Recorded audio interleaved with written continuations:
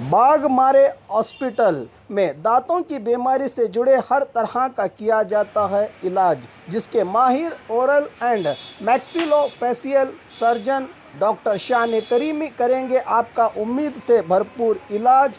तो आज ही विजिट कीजिए बाघमारे मल्टी स्पेशलिटी हॉस्पिटल, सकाफरोजा सरकारी उर्दू स्कूल नंबर 4 के पास।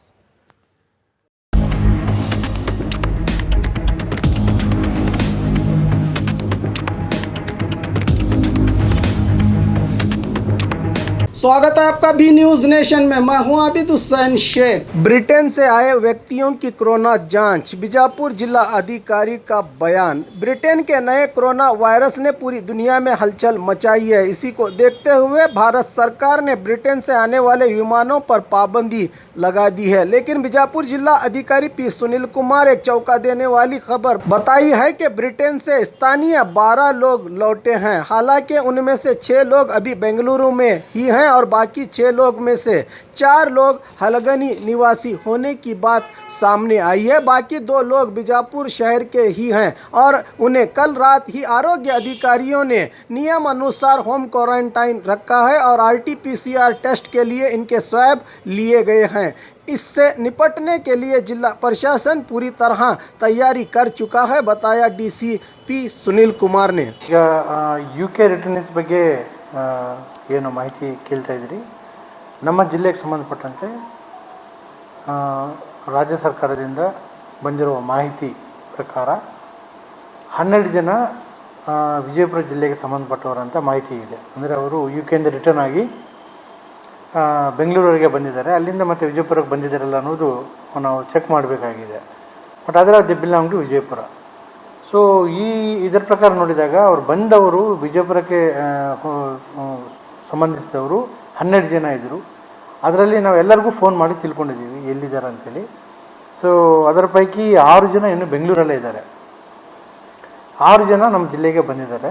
ಅದರಲ್ಲಿ 4 ಜನ ಒಂದು ವಿಜಯಪುರ ರೂರಲ್, 2 ವಿಜಯಪುರ ಸಿಟಿನಲ್ಲಿ ಇದ್ದಾರೆ.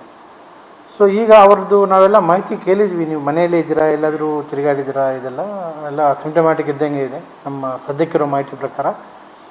ಆಮೇಲೆ ಅವರು ಟೆಸ್ಟಿಂಗ್ ಮಾಡಿಸ್ಕೊಂಡಿದ್ದೀವಿ ಅಂತ ಹೇಳ್ತಾ ಇದ್ದಾರೆ. ನಾವು ರಿಪೋರ್ಟ್ಸ್ ಕೇಳ್ತಾ ಇದ್ದೀವಿ ಈಗ. ಸೊ ಒಂದು ವೇಳೆ 3 ದಿವಸ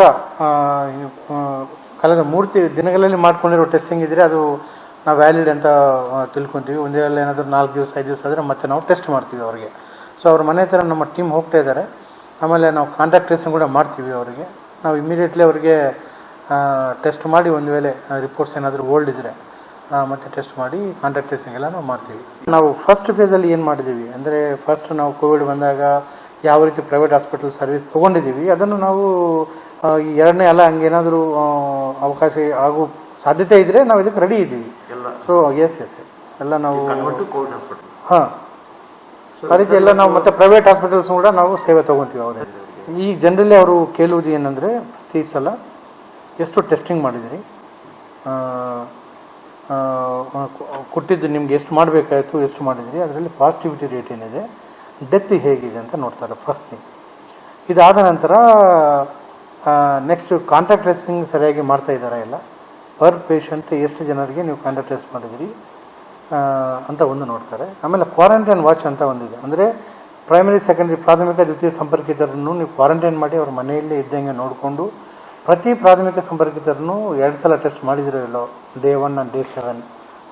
2ನೇ ದ್ವಿತೀಯ ಸಂಪರ್ಕಿತರಿಗೆ ಏನಾದರೂ ಸಿಂಪ್ಟಮ್ಸ್ ಇದ್ದರೆ ಟೆಸ್ಟ್ ಮಾಡಿದಿರೋ ಇಲ್ಲ ಅಂತ ಒಂದು ಮಾಡ್ತಾರೆ. ಟೆಸ್ಟಿಂಗ್ನಲ್ಲಿ ಇವಾಗ ಇನ್ನೂ ಹೆಚ್ಚಿನ ಮಾಹಿತಿ ಕೇಳ್ತಾ ಇದ್ದಾರೆ. ಅದರಲ್ಲಿ ಏನಂದರೆ, ಸಿಂಪ್ಟಮ್ಯಾಟಿಕ್ ಇದ್ದವ್ರಿಗೆ ಎಷ್ಟು ಜನ ಟೆಸ್ಟ್ ಮಾಡಿದರೆ, ಒಂದು ದಿವಸದಲ್ಲಿ ನೀವು 2,000 ಜನಕ್ಕೆ ಟೆಸ್ಟ್ ಮಾಡಿದರೆ ಅದರಲ್ಲಿ ಸಿಂಪ್ಟಮ್ಸ್ ಇದ್ದವ್ರು ಎಷ್ಟು ಜನ ಅಂತಲೂ ಕೇಳ್ತಾರೆ. ಆ 2,000 ಪೈಕಿ ಮಾಡಿರೋ ಟೆಸ್ಟ್ಗಳಲ್ಲಿ ಎಷ್ಟು ಜನ ಪ್ರಾಥಮಿಕ ಅಥವಾ ದ್ವಿತೀಯ ಸಂಪರ್ಕಿತರಿದ್ದಾರೆ ಅಂತಲೂ ಕೇಳ್ತಾ ಇದ್ದಾರೆ. ಆಮೇಲೆ 3ನೇದು ಇದು ಅಬೌವ್ 50 ಇಯರ್ಸ್ ಇದ್ದು ಕೋಮಾರ್ಬಿಡ್ ಅಂದರೆ ಬೇರೆ ಕಾಯಿಲೆಗಳಿದ್ದವ್ರಿಗೂ ಎಷ್ಟು ಜನರಿಗೆ ಟೆಸ್ಟ್ ಮಾಡಿದ್ದೀರಿ ಅಂತ ಕೇಳ್ತಾ ಇದ್ದಾರೆ. 4ನೇದು ಎಲೆಕ್ಷನ್ಸ್ ಚುನಾವಣೆ ನಡೀತಾ ಇರೋದ್ರಿಂದ ಎಲ್ಲಾದರೂ ಗ್ರಾಮ ಪಂಚಾಯತ್ ಮಟ್ಟದಲ್ಲಿ ಒಂದು ಎಲ್ಲ ಜನ ಸೇರುವ ಏರಿಯಾದಲ್ಲಿ ಆ ಸೆಟ್ಟಿಂಗಲ್ಲಿ ಹೋಗಿ ಶಾಪ್ ತೆಗೆದಿದ್ದೀರಾ ಅಂತಲೂ ಕೇಳ್ತಾ ಇದ್ದಾರೆ. ಸೊ ಈ 4 ಅಂಶಗಳನ್ನು ಬಹುಶಃ ಇವತ್ತು ಕೂಡ ರಿವ್ಯೂ ಮಾಡ್ತಾರೆ. ಅದಕ್ಕೆ ನಾವು ಎಲ್ಲ ಮಾಡಿದ್ದೀವಿ. ಅದರ ಪ್ರಕಾರ ಅಂಕಿಅಂಶಗಳನ್ನು ನಾವು ಮಾನ್ಯ ಮುಖ್ಯ ಕಾರ್ಯದರ್ಶಿಗೆ ನಾವು ಕೊಡ್ತೀವಿ. ಈಗ 2ನೇ ಅಲೆ ಬಗ್ಗೆ ನಾವು ನೋಡಬೇಕಾದ್ರೆ ಫಸ್ಟ್ ಥಿಂಗ್ ನಾವು ಹೆಚ್ಚಿನ ಸಂಖ್ಯೆಯಲ್ಲಿ ಟೆಸ್ಟಿಂಗ್ ಮಾಡ್ತಾ ಇದ್ದೀವಿ. ಸೊ ನೀವು ನೋಡಿದರೆ ಕಳೆದ ಏನು ಒಂದು 10 ದಿವಸದಲ್ಲಿ ನಾವು ನೋಡಬೇಕಾದ್ರೆ ಪ್ರತಿ ದಿವಸ ಕನಿಷ್ಠ ಅಂದರೆ ನಾವು 1800ರಿಂದ 2000 ಮೇಲೆವರೆಗೂ ನಾವು ಟೆಸ್ಟ್ ಮಾಡ್ತಾ ಇದ್ದೀವಿ. ಓನ್ಲಿ RT-PCR ನಾನು ಹೇಳ್ತಾ ಇರೋದು. ಸೊ ರ್ಯಾಟ್ ಸೇರಿಸಿದ್ರೆ 2000 ಮೇಲ್ ಮಾತೆ ಅಂತ ಹೇಳ್ಬೋದು.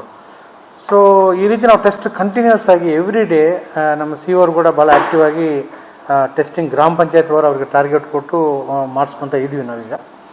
ಸೊ ಹಾಗಾಗಿ ನಮಗೆ ಎಲ್ಲಾದರೂ ಸ್ಪೈಕ್ ಬಂದರೆ, ಅಂದರೆ ಈಗ ನಾವು 2000 ಮಾಡ್ತಾಯಿದ್ರೆ ಸುಮಾರು ಕೇಸಸ್ 10ರಿಂದ 15 ಮಾತ್ರ ಬರ್ತಾಯಿದ್ದವು ಡೈಲಿ.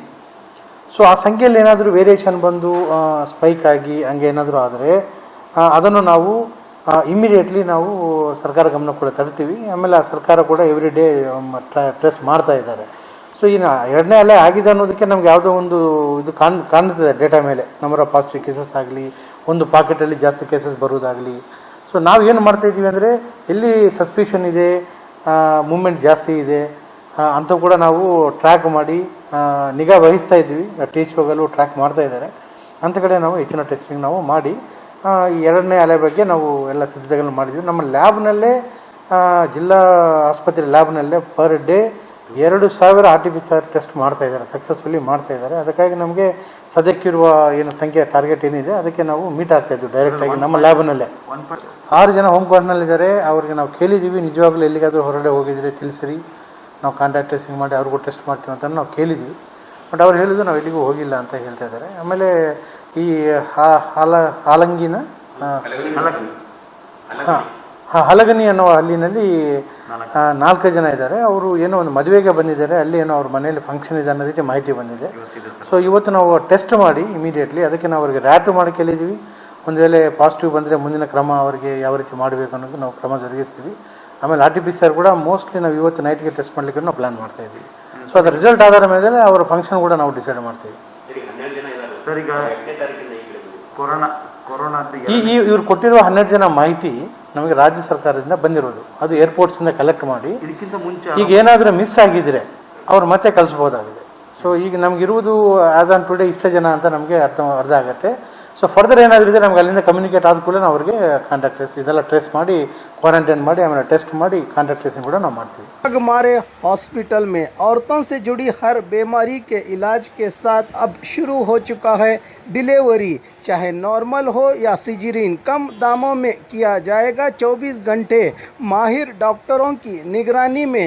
अस्पताल का पता सखाफरोजा 4 नंबर स्कूल के करीब, बीजापुर. बाघमारे अस्पताल में स्पाइन एंड पेन सेंटर की शुरुआत.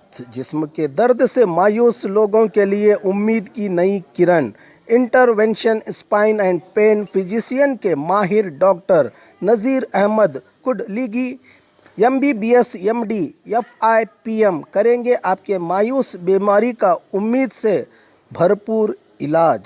विजिट कीजिए बुधवार और शनिवार दोपहर 3 से 4 के दरमियान. बाघमारे अस्पताल सखाफरोजा सरकारी उर्दू स्कूल नंबर 4 के पास. और खबरों के लिए देखते रहिए बी न्यूज़ नेशन.